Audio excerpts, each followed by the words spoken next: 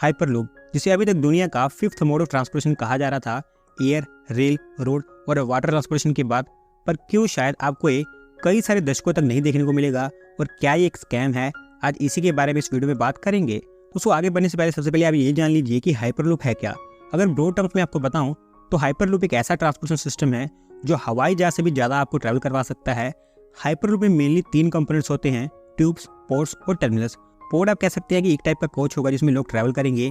Tube एक sealed low pressure system होगा जिसमें पोर्ट ट्रैवल करेगी, जबकि टर्मिनल को आप कह सकते हैं कि रेलवे स्टेशन की तरह ये होने वाले हैं। वैसे तो लास्ट 100 से 150 सालों से हाइपरलूप के ऊपर एक्सपेरिमेंट होते रहे हैं, लेकिन 2013 में जब एलोन भैया ने सबसे पहले इसके ऊपर एक वाइट पेपर रिलीज किया जहां पर उन्होंने हाइपरलूप टेक्नोलॉजी को लेकर सब बातें सामने रखी थी, तब से हाइपरलूप को लेकर दुनिया भर में बहुत सारे स्टार्टअप्स का फॉर्मेशन हुआ, जिसमें अमेरिकन स्टार्टअप हाइपरलूप 1 और वर्जिन हाइपरलूप आप कह सकते हैं कि सबसे बड़ा स्टार्टअप बनकर सामने आया। और क्योंकि बड़े बड़े इन्वेस्टर्स की इनके पास पैकिंग भी थी और अच्छी खासी फंडिंग इनको मिल भी रही थी, तो ये अपने प्लान को आगे बढ़ाते गए और टेक्नोलॉजी को अपग्रेड करते गए। और क्योंकि वर्जिन हाइपरलूप का काफ़ी बड़ा दावा ये भी था कि ये हाइपरलूप सिस्टम आगे चलकर हवाई जहाज से भी ज़्यादा तेज स्पीड से ऑपरेट होगी, तो कई सारी कंट्रीज ने इसके साथ एग्रीमेंट भी साइन किए। इनफैक्ट भारत में भी कई सारी स्टेट गवर्नमेंट्स ने वर्जिन हाइपरलूप के साथ में एग्रीमेंट साइन किए, जिसमें मुंबई से पुणे, मुंबई से चेन्नई, बेंगलोर से चेन्नई, चंडीगढ़ से अमृतसर, ये कुछ ऐसे रूट्स हैं जहां पर हाइपरलूप चलाने की बात की जा रही थी।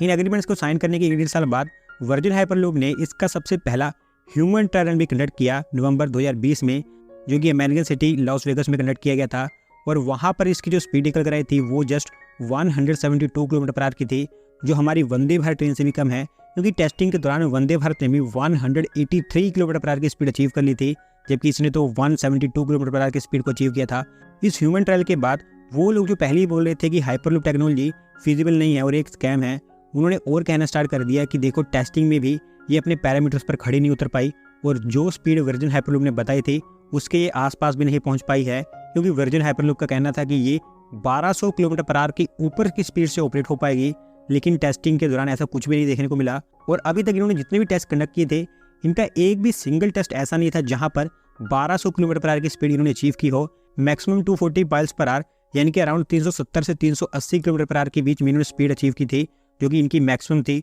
और वो भी 2017 में इन्होंने एक टेस्ट के दौरान अचीव की थी। उसके बाद कोई ऐसा टेस्ट इनका गया ही नहीं कि उन्होंने ये स्पीड भी अचीव की हो। यहाँ से पता चलता है कि हाइपरलूप टेक्नोलॉजी में अभी और काफ़ी सारी टेस्टिंग और टेक्नोलॉजीज के एप्लीकेशन की ज़रूरत है, जो कि एक्चुअली इसको फास्ट बना सकती है। और अगर ये फास्ट नहीं बनेगी तो शायद ये कहीं पर इंप्लीमेंट भी नहीं हो पाएगी, क्योंकि आप खुद ही समझिए एक ऐसी टेक्नोलॉजी जो कि अभी कम्प्लीटली टेस्टेड नहीं है और ना ही टेस्टिंग के दौरान वो अपने पैरामीटर्स पर खड़ी उतरी हो, तो कोई कंट्री क्यों ही इसको बनाना चाहेगी। अगर हम अपने देश का ही एग्जाम्पल लें तो ये बात तो पक्की है कि जब पब्लिक ट्रांसपोर्ट को बनाया जाता है तो उस समय प्रॉफिटेबिलिटी को कंसिडर नहीं किया जाता है, लेकिन बड़े बड़े इंफ्रास्ट्रक्चर प्लेयर्स जैसे कि आरआरटीएस, बुलेट ट्रेन, हाइपरलूप, ये कुछ ऐसे प्लेयर्स हैं जहां पर बड़े स्केल पर फंडिंग की जरूरत पड़ती है और इनके लिए गवर्नमेंट्स के पास भी इतना पैसा नहीं होता है, उनको भी इनको फाइनेंस करने के लिए बाहर से लोन लेना पड़ता है। तो उस केस में डेफिनेटली ये देखा जाता है कि वो उन प्रोजेक्ट्स को इम्प्लीमेंट करे जिनके बन जाने के बाद एटलीस्ट जो लोन अमाउंट है वो तो रिकवर हो ही जाए। लेकिन हाइपरलूप एक ऐसी टेक्नोलॉजी है जिसके कमर्शियली फिजिबल और सक्सेसफुल होने का अभी तक हमारे पास कोई प्रूफ ही नहीं है, क्योंकि अभी तक इसे किसी भी कंट्री में कमर्शियली इंप्लीमेंट किया ही नहीं गया है।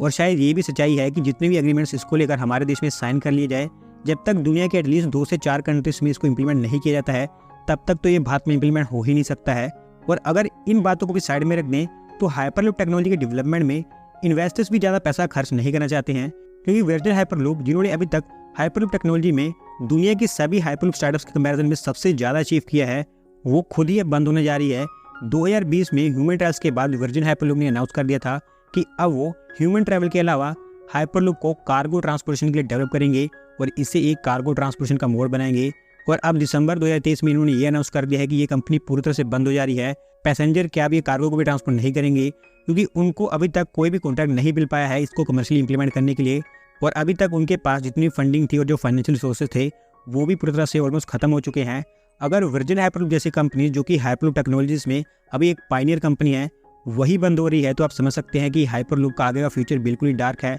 अनलेस एंड अनटिल जब तक एलोन मस्क जैसा कोई बिजनेसमैन जो अजीब अजीब टेक्नोलॉजीज की बात करता है वो इसे बैग नहीं करता, तब तक शायद आपको हाइपरलूप दुनिया में कहीं पर भी बनती हुई दिखाई नहीं देगी। तो दोस्तों आज की वीडियो में बस इतना ही, जल्दी मिलते हैं किसी नए वीडियो के साथ।